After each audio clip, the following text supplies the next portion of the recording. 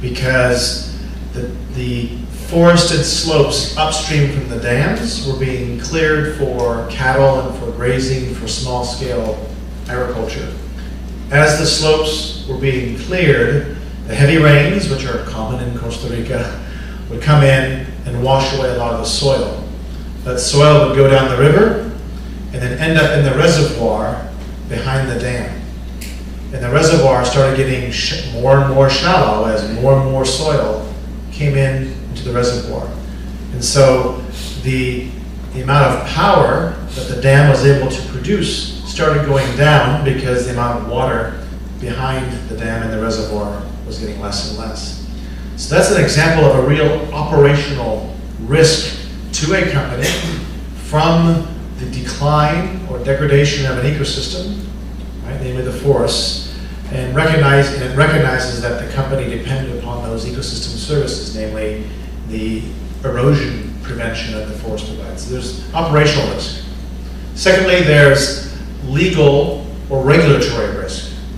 You know, there are laws in place in many countries that are such that if you destroy an ecosystem service, you actually can pay fines, right? We all know examples of companies that have illegally damaged certain ecosystems and had to pay fines. Thirdly, there's reputational risk. This is the fact that some companies will damage an ecosystem and ecosystem services that ecosystem provides, and they'll face reputational risks. Right? There's examples. An oil company recently in Ecuador is being in the media for damages for the dumping of residues into waters and lakes and waterways that local indigenous communities depend upon for drinking water and fishing. Well, that ends up being in the press. It ends up in the media. And now you have campaigns against this company based upon that behavior. So there's reputational risk. There's also financing risks, right? Access to money from lenders. You heard my story earlier about the IFC and now a number of other companies establishing criteria on ecosystem services, right? And so companies that don't, or projects that don't meet that criteria, reduce the amount of the potential for getting financing for certain projects. And finally, there's market risk.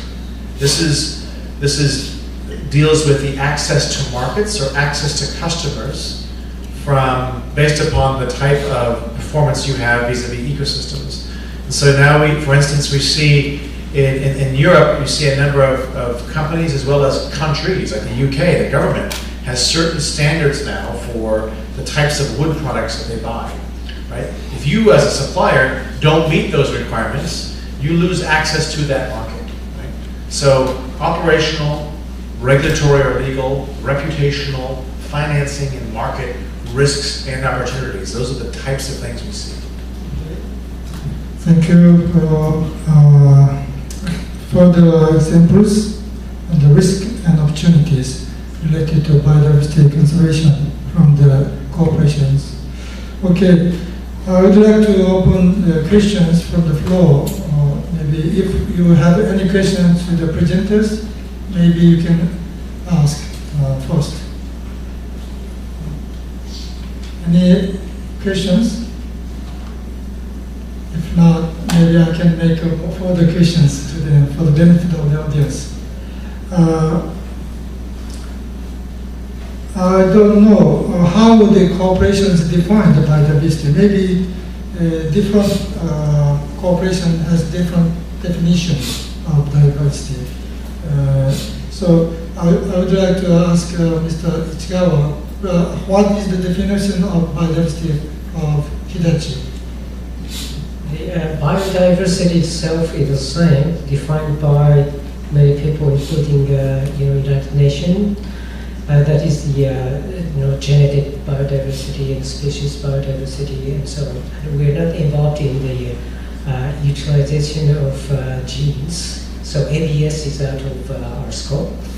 However, we are much focused on the ecosystem itself in the meaning of millennium analysis or T.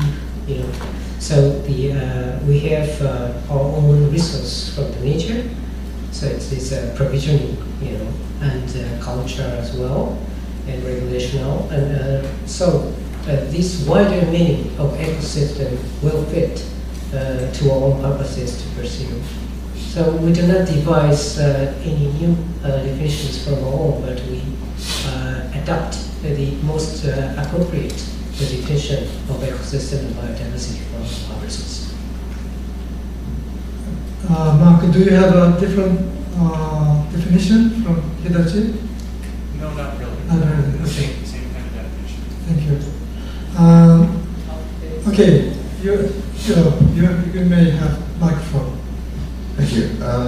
This is a question about strategy of engagement, I suppose. I was listening to a very interesting Hitachi presentation and thinking Hitachi has invested a great deal of energy, labor, and presumably money in developing an internal capacity within the corporation to deal with issues of interest to the corporation and to the broader society, whereas Dow has, well, I don't know if you've developed, or the extent to which you've developed an internal capacity, whereas you've partnered with an organization like TNC, whose leadership may change, whose ideological orientation may shift.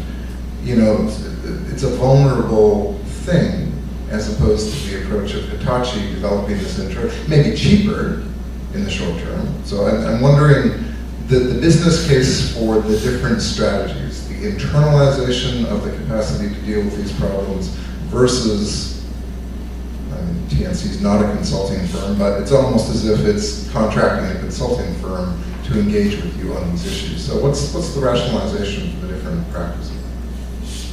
So who do you want to have answer from both? Okay. From our side, I think that we also have some contact with think tank and consultants, especially for doing our CV. I borrowed the expertise from our side. But as you said, we almost right now investing internally to raise awareness and find out methodologies and educate people within the group. But our group is kind of a big supply chain as it is. So in the very upstream part of the supply chain, we also have our Hitachi Group companies. And what they do will be directly maybe contributing to the society around their facility or activities. So external relation can be there and they invest on that as well. But still we're in the internal process to find out what kind of investment will be the best for us to the outside in order to solve this problem in the most optimal way. So we are in progress on the way. Okay. We recognized that we needed to be able to think differently about this issue. And so we needed to have the ongoing challenge over a period of 5 years, and 5 years may be too short of a period of time, for us to have interaction with people who think very differently. If that was one of the objectives of the collaboration, and it was, we've been very successful so far at being able to have shoulder-to-shoulder interactions with people who are thinking very differently than a lot of the people within the company were thinking about this issue, even a short 3 or 4 years ago. That being said, I will balance this by saying we are developing internal capacity as well. But part of the way that we're developing internal capacity is by the interactions that we're having with the Conservancy. Okay. I would like to have another question if there are no questions from the floor. Okay.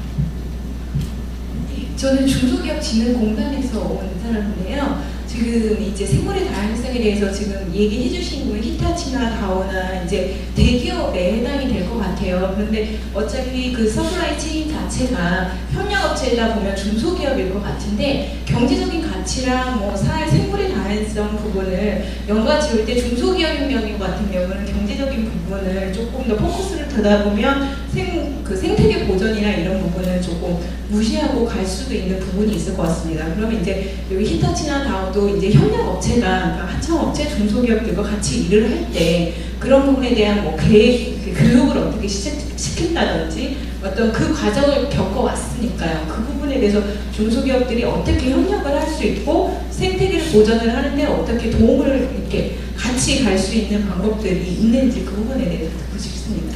고맙습니다. Thank you. Did you get our point? Okay. Okay. And at least we started the conversation or dialogue with the small, medium-sized companies within our supply chain. We have a kind of the meetings with suppliers several times a year, and some of them are focusing on the ecosystem. But just at the beginning, so we start raising awareness or giving information of the ideas why the ecosystem conservation is related to our business as a whole of the supply chain. So supply chain group, including Hitachi and small medium companies, we are working together. So the ensemble of the activities we do will have a big impact on the ecosystem. This is the beginning. And then maybe the next step is, what can I do? What can we do as each element of the supply chain? And when we come to that step, we may provide some tools to find out their specific role, effective activities to conserve ecosystem, each companies along the supply chain, but it will be the future plan. Thank you. We have been working with our suppliers for quite some time on environmental issues because we recognize the risks and the opportunities that are represented in the supply chain. We're incorporating biodiversity questions related to those people in the supply chain for whom there are impacts and there are issues that we've identified in a variety of supply chains. So that's how we're working with them right now. We're talking with individual suppliers where we've identified effects. So with thousands of suppliers, we picked out the very few that we recognize have impacts and on which they also have large dependencies, because we're also concerned about their dependencies on ecosystem services in areas where there may be concern from that perspective. So we're trying to apply the knowledge to our suppliers as well. Thank you. I would like to ask Craig, what is the emerging issues in conservation of biodiversity from business point of view, if you have anything in the future? That's a big question. The emerging issues on biodiversity in business, I highlight a couple of things. First of all, I do think that it's easier for business to recognize the relationship of biodiversity to the bottom line when you think about it in terms of ecosystem services. I think that's the beauty of ecosystem services as a framing. Biodiversity by itself, unless you're facing an Endangered Species Act type of phenomenon, or you're involved in the trade of endangered species, I found it hard for companies to grasp the relevance of biodiversity to the bottom line. Ecosystem services does that. So I think we're going to continue to see a growth in thinking about ecosystems, ecosystem services, and corporate bottom lines that make sense.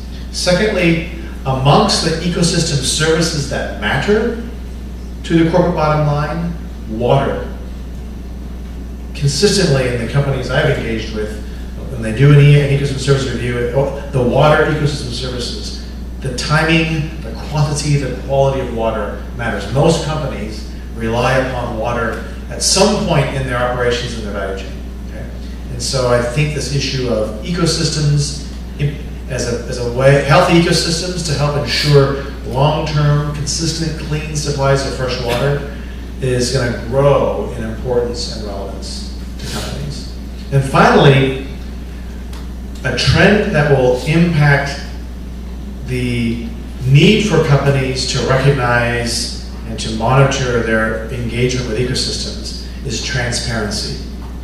We're entering a world of what I call radical transparency. And I'm just talking about the internet, I'm talking about Google. I'm talking about near real-time data about what's happening. I was at an event yesterday where they're tracking elephants real time. They know when an elephant's dead within 2 hours. You know, my organization is involved in something on Global Forest Watch. In less than half a year, you will know deforestation, where it occurs, within 16 days of it happening, right? This is the world we're going into, social media.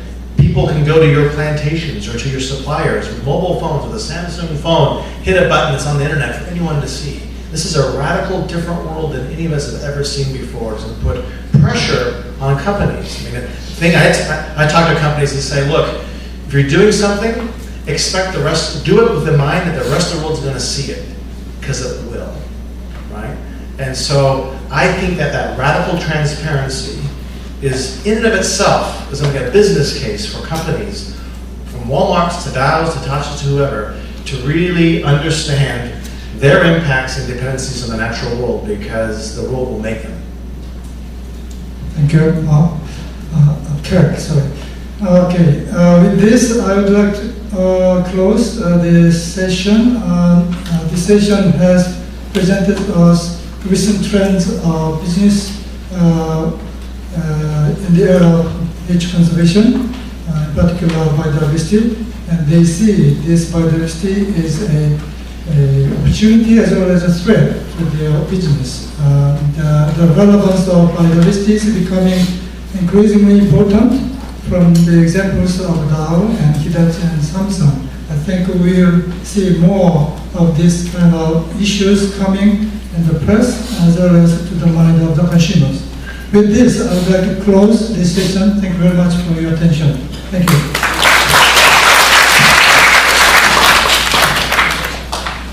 네, 이것으로 워크숍을 모두 마치겠습니다. 참석해 주신 여러분 감사드립니다.